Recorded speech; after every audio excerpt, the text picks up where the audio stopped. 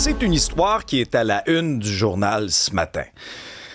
Comment ça se fait qu'une personne en détresse va poireauter en attendant d'avoir la ligne sur le 911 pendant de très, très longues minutes? On vous raconte ce matin l'histoire donc d'une femme de 25 ans. Ça s'est produit le 20 juin dernier, une femme enceinte qui marchait en direction de l'épicerie avec son conjoint. On est dans le quartier Hochelaga-Maisonneuve à Montréal. La dame trébuche près d'un trou. À Montréal, des trous, là, il y en a plusieurs. Hein? Ça, c'est un autre exemple. Se retrouve au sol et fait un choc vagal. Et là, vous comprendrez que, bon, appel au 911, et là, les minutes passent, et c'est impossible d'avoir la ligne. Émilie Jacques, la victime de cet accident, est avec nous. Bonjour, Madame Jacques. Oui, bonjour. Bon, racontez-nous un peu ce qui s'est passé cette journée-là, là, à partir du moment où vous perdez pied, vous vous enfargez dans ce trou-là et vous vous retrouvez au sol. Honnêtement, moi, j'ai pas trop souvenir parce que, évidemment, j'ai perdu 100% conscience avec littéralement arrêt respiratoire. En fait, j'étais tout simplement en train de marcher pour faire mon épicerie, vu que je reste tout simplement à côté. J'étais littéralement au coin de ma rue.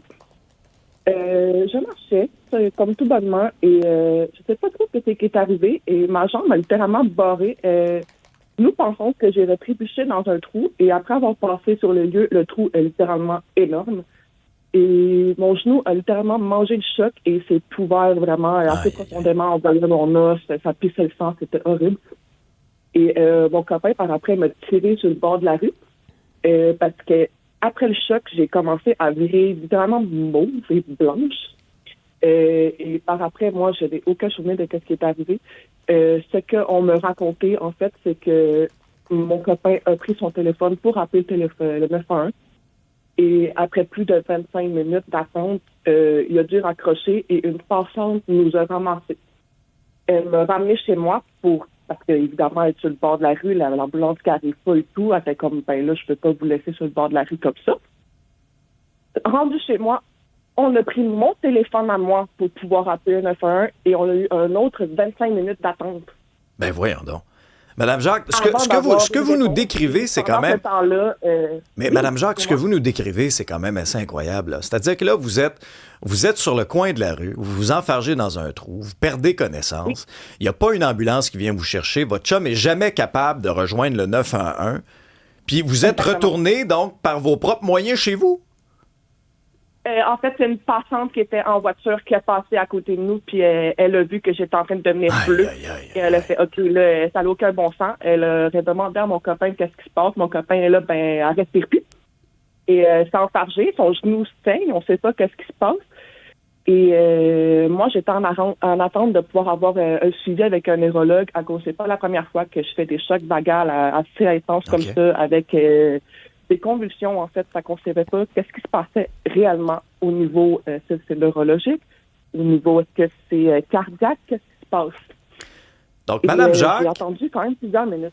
Donc, 25 minutes d'attente pour rejoindre le 911. Sur place, on vous ramène chez vous, et là, vous essayez encore de rejoindre le 911. Vous avez poireauté combien de temps, encore une fois, avant finalement qu'il y ait quelqu'un qui décroche? Je vous rappelle que c'est pas le 311, là, c'est pas Info Santé, c'est le 911. Quand on additionne tout ce temps d'attente-là, on arrive à combien de temps, Madame Jacques? 40 minutes. Ben, voyons donc. 40 minutes, oui. Et nous, en fait, ce qui nous a vraiment inquiétés, c'était lorsque je suis arrivée à l'hôpital, mon taux d'oxygène, après m'avoir mis sur moniteur cardiaque, j'ai bipé en étant en arythmie. Et j'ai aussi été bipée comme mon taux d'oxygène à plus de 70 %. C'est pas beaucoup, ça, 70 %? Non, vraiment pas. J'ai été quand même relativement chanceuse.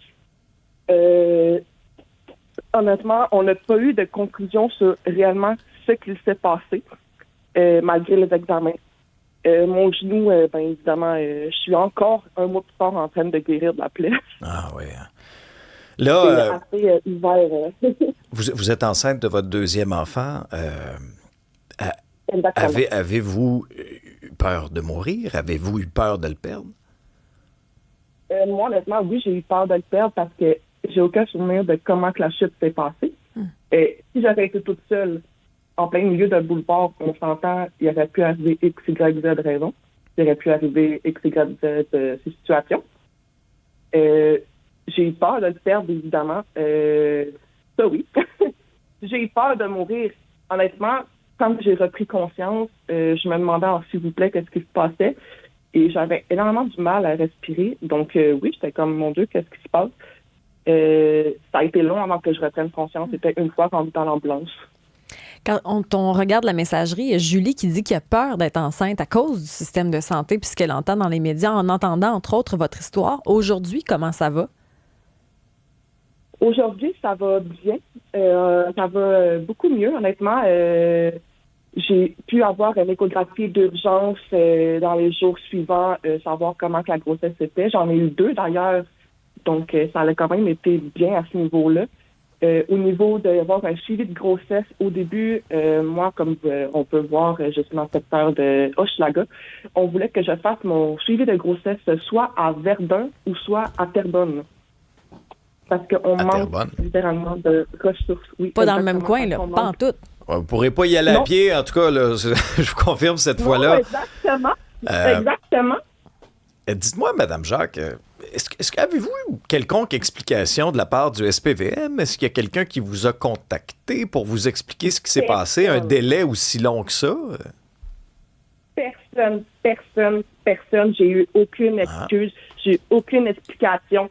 On m'a juste dit, on a beaucoup d'appels. Je comprends. Je comprends, mais ça n'explique pas à ce qu'une centrale 911 ne peut pas juste mettre en attente ou prendre l'appel pendant ce temps. Je peux comprendre le délai que l'ambulance arrive, mais de reprendre un appel, on ne sait pas ce qui aurait pu arriver. Ça aurait pu être un accident mortel, ça aurait pu être un enfant, ça aurait pu être, je suis en train de faire une fausse couche sur le bord du chemin, ça aurait pu être une milliers de situations.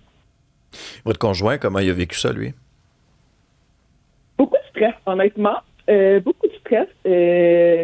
À regarder les passants pour quelqu'un son RCH, quelqu'un sait quoi faire, aidez-moi un peu. Je sais pas trop quoi faire. Je suis dans une situation que c'est mon premier enfant, je sais pas quoi faire.